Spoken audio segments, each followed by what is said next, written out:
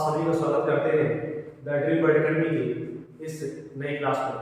क्योंकि आपको पता है कि क्लास 10 के कुछ स्टूडेंट का एक नया डिमांड आ रहा था कि सर विद्युत मोटर जो है कॉन्सेप्ट है ये आपको समझ में नहीं आ रही है। तो जितना भी बोर्ड पे लिखा है ये सभी कुछ अगर आप इतना कुछ सीख लेते हो तो इससे आपकी लगभग 7 नंबर की तैयारी लॉन्ग की हो जाएगी और कम से कम यहाँ से 7 से 8 बहुविकल्पी क्वेश्चन निकल करके आएंगे।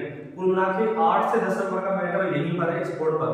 और ये इतना जो कुछ लिखा है ये आपको 10 से 15 में एक लाइन आपको समझ में आ जाएगी और आप एक लाइन बिना जो है देखे हुए लिख सकते हो। मतलब कि पूरा 100% तैयार हो जाएगा आपका। बस आपको जो है इस वीडियो को पूरा देख लेना है, ठीक है। मैं सबसे पहले आपको 2 एनिमेटेड इमेज दिखाना चाहता हूँ, ठीक है। आप स्क्रीन पर देखिएगा, आपको 2 इमेज दिखेंगी जिसमें जो है कुछ 2 चुंबक लगे होंगे, एक नॉर्थ एंड पे एक साउथ एंड पे, यानी कि उत्तरी ध्रुव और दक्षिण ध्रुव पे। और उसके द्वारा यहाँ पर आपको जो दिख रहा होगा कि कुंडली जो है वो आपको घूमती हुई नजर आ रही होगी, ठीक है। और किस तरह से यहाँ पर बैटरी लगी हुई है, बैटरी के द्वारा किस तरह से करंट जा रहा है, इस चित्र को आपको जो है पहले देख लेना बहुत अच्छे से। फिर जैसे ही ये चित्र को आपको देख रहे हो उसके एक चित्र आप मैं यहाँ पर और लगाने वाला हूँ, ठीक है। मैं थोड़ा साइड हो रहा हूँ, ठीक है। यहाँ पर आपको आ रहा है। इन दोनों चित्रों को लगभग आपको देख लेना है क्योंकि जितनी भी यहाँ पर रूपरेखा बनी है इन चित्रों के माध्यम से बनी है। और उसके बाद एक चित्र मैंने बोर्ड पर बना रखा है तो इसके दौरान हम लोग समझेंगे। अगर आपने 5 मिनट इन तीनों चित्रों को समझ लिया तो मुझे लगता है कि आप इस विद्युत मोटर को किसी को समझा दोगे, आपको जो है परेशान होने की बिल्कुल जरूरत नहीं।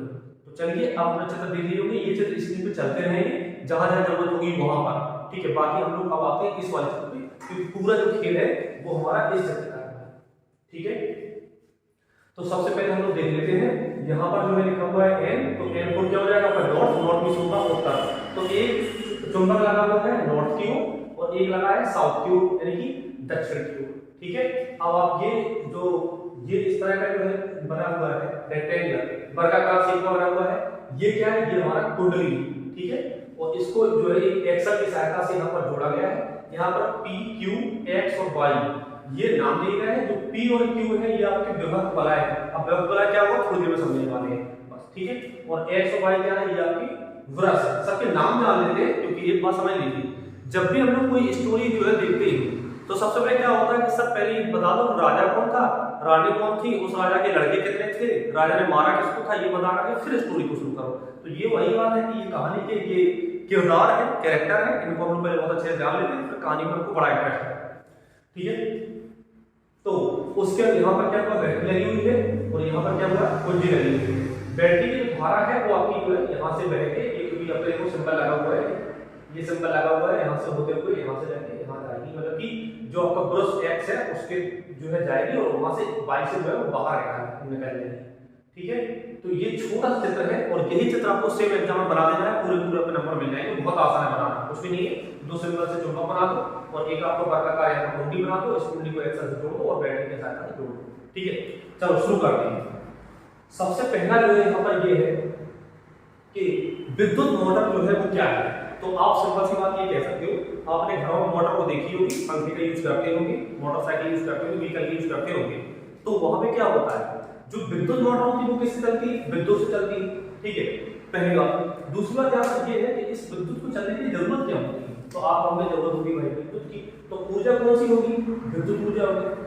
कौन सी ऊर्जा होगी, विद्युत ऊर्जा होगी। उस ऊर्जा को बदलेंगे कैसे, यांत्रिक ऊर्जा में। तो सिंपल सी बात है कि विद्युत मोटर एक ऐसी युक्ति है जिसके द्वारा विद्युत ऊर्जा जो है वो यांत्रिक ऊर्जा बदल जाती है, क्योंकि बिना विद्युत ऊर्जा के ये मोटर नहीं चलने वाली है। तो ये विद्युत मोटर आपको समझ में आ गई होगी। अच्छा, जो विद्यार्थियों को ये थोड़ा सा डाउट मतलब ये लग रहा है कि ये बोर्ड में दिख नहीं रहा है, तो आप अपने फोन की क्वालिटी को इंक्रीज करके देखा करें अपनी, क्योंकि यहाँ पे छोटा छोटा लिखना पड़ता है, आपको पता है। क्योंकि ये अगर मैं 4 बार लिखता तो ये वीडियो जो है वो 4 बार अपलोड करना पड़ता। तो मैंने ये एक ही बार में पूरा कंटेंट लिख दिया है यहाँ से लेके यहाँ तक, और ये पूरा लॉन्ग का काम आपका कर जाएगा। इससे ज्यादा आपको कुछ भी नहीं करना पड़ता, ठीक है। तो आप क्वालिटी को इंक्रीज करके देखिएगा तो आपको क्वालिटी यहाँ पे अच्छा भी दिखाई देगा, ठीक है।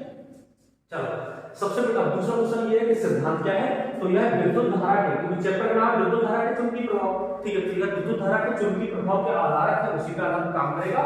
और क्योंकि देखो सबसे बड़ी बात तो इसमें विद्युत दे रहा है और दूसरा हम चुंबक लगा रहे हैं, तो विद्युत और चुंबक दोनों मिलकर के काम कर रहे हैं, विद्युत धारा के चुंबकीय प्रभाव काम कर रहा है। ठीक है, अच्छा, और इसके आधार पर क्या होता है, जब किसी धारावाही कुंडली को किसी चुंबकीय क्षेत्र में रखा जाता है।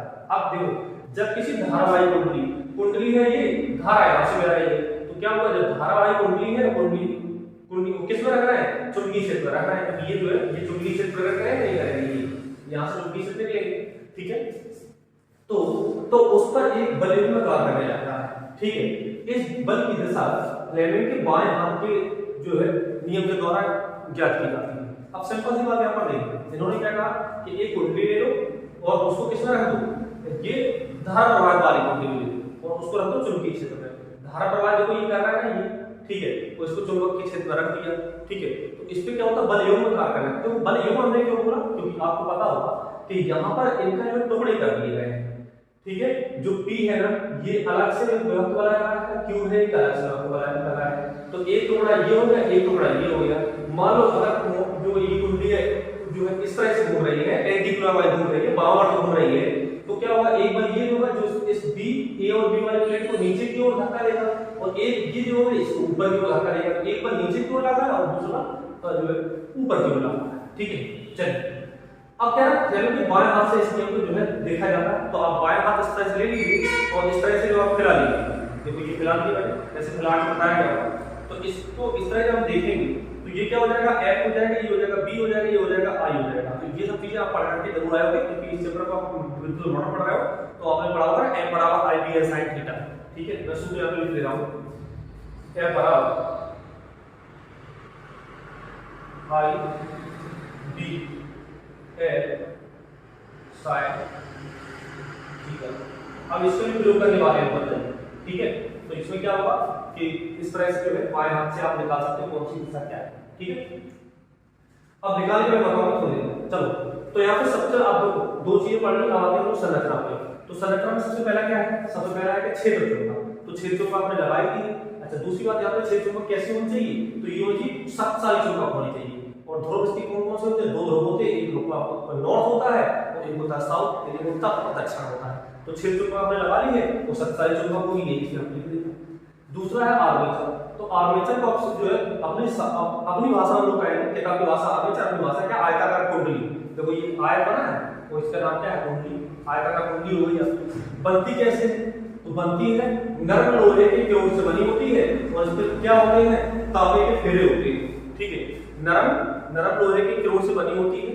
ये नरम लोहे की ये वाली कुंडली जो है, ये नरम लोहे के क्योर से बनी होती है और इस पे क्या होता है, तांबे के जो है फेरे लगे होते हैं। ठीक, एक मिनट।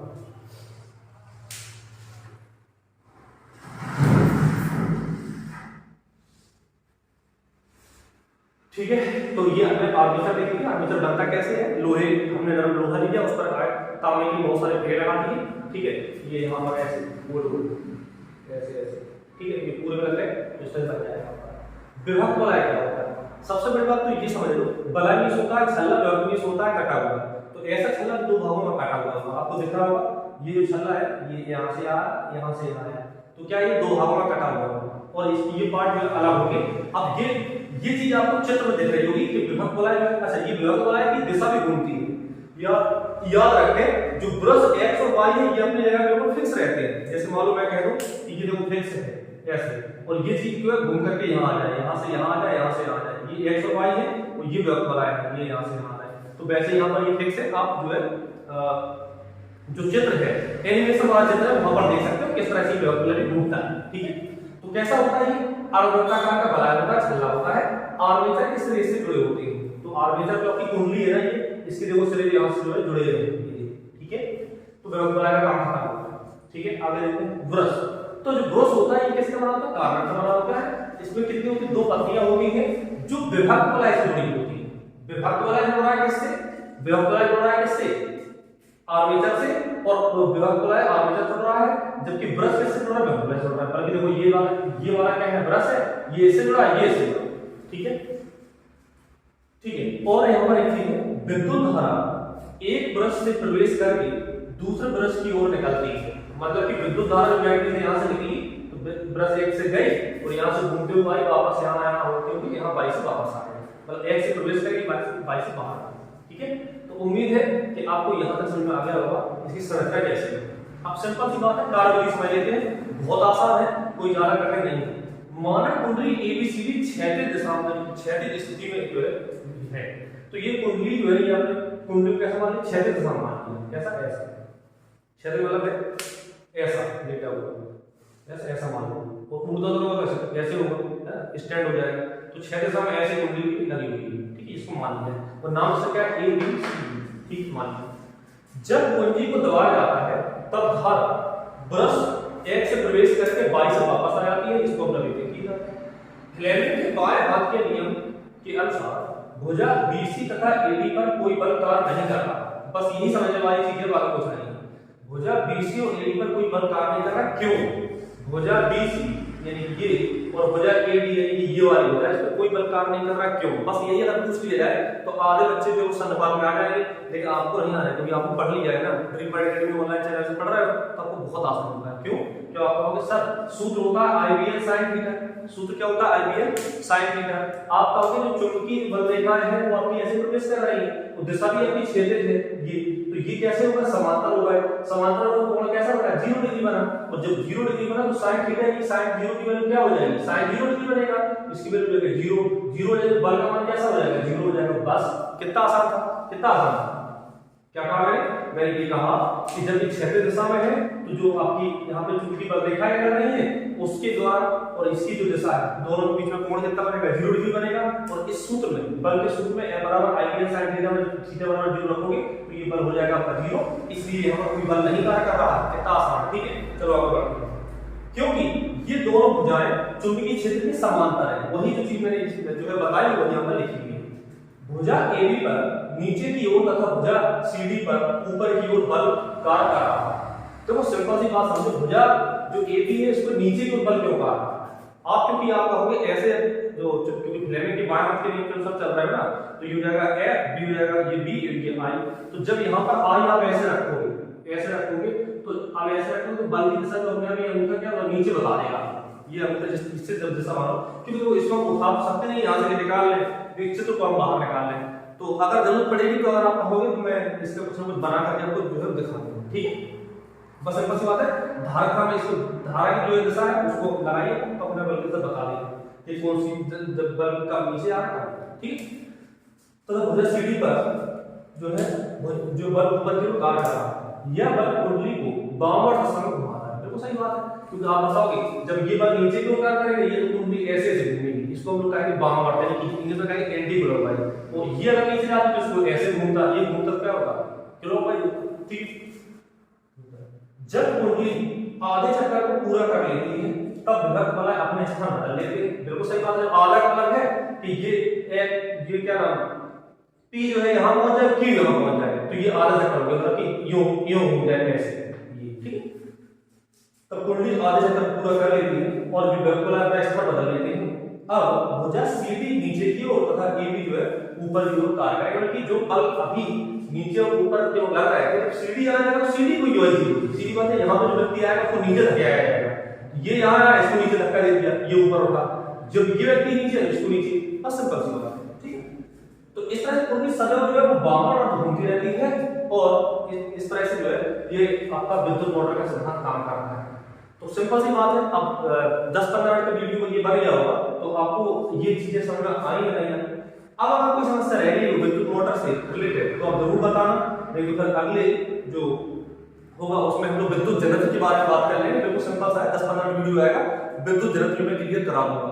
अब सिंपल सा बात यहाँ पे ये कहा जाता है कि विद्युत मोटर की स्पीड हम कैसे बढ़ा सकते हैं। स्पीड एक क्वेश्चन आपसे मान लो पूछ लिया जाए कि विद्युत मोटर की स्पीड कैसे जो है बढ़ा सकते हैं, तो आप कहोगे सर स्पीड कैसे बढ़ेगी? जब बल बढ़ जाएगा, F बराबर IBL लगा दो, तो I का मतलब क्या हो जाएगा? जब धारा बढ़ा दो तो फिर बल बढ़ेगा। ठीक है, B का मतलब है चुंबकीय क्षेत्र बढ़ा दो, बल्कि अधिक शक्तिशाली जो है चुंबक है तो भी बढ़ जाएगा। ठीक है, F जो है कुंडली जो है इसमें जो फेरे लगे हुए हैं, तांबे का तार लगा हुआ है, उसका क्षेत्रफल बढ़ा देंगे तो बढ़ जाएगा, और फेरों क्षेत्रफल बढ़ेगा तो फेरों की संख्या बढ़ जाएगी। यानी कुल इसके 4 हैं जो है, वैसे पूछा 2 जाता है लेकिन मैं इसे 4 बता रहा हूं कि किस तरह से जो है